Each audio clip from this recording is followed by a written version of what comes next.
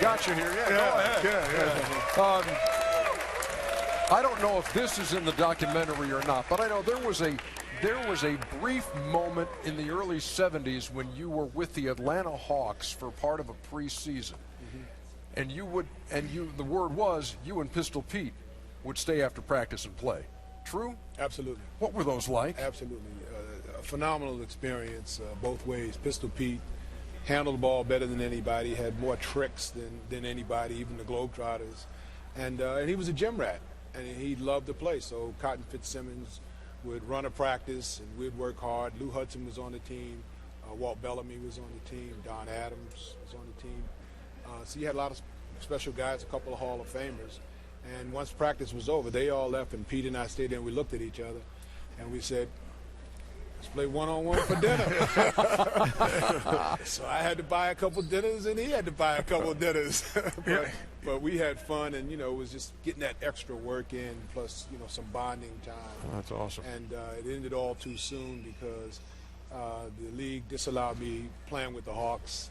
I ended up going back to Virginia, and, the Hawks had the legacy that they have to live with the rest of the they have to live with now. But the craziest thing for me, and I've seen you now 25 years, but I just remember being 11 years old, sitting in my room right now with my brother Vince, watching the ABA games, and here I am today sitting with the doctor. That would be like any kid today sitting that's 11 years old.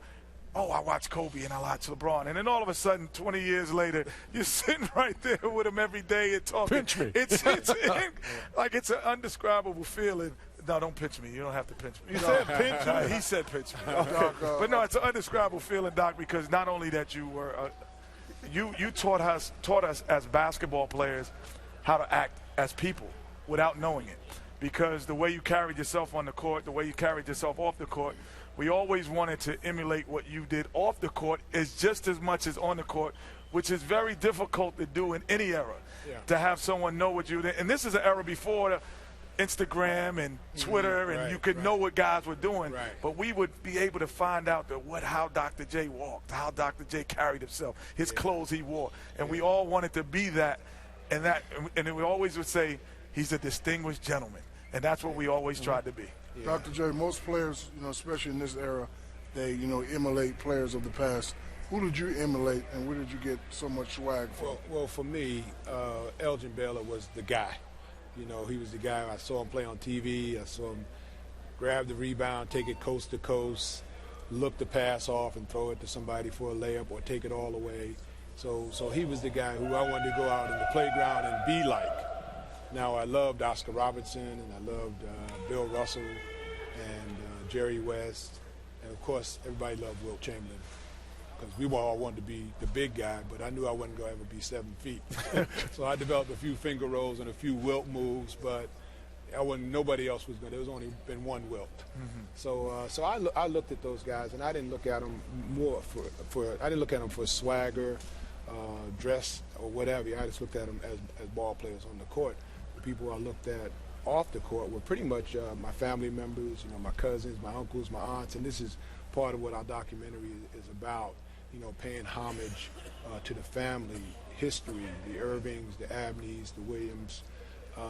My mother was one of 14 children, and there's only one remaining, which is an aunt who's 90 years old, Aunt Chloe.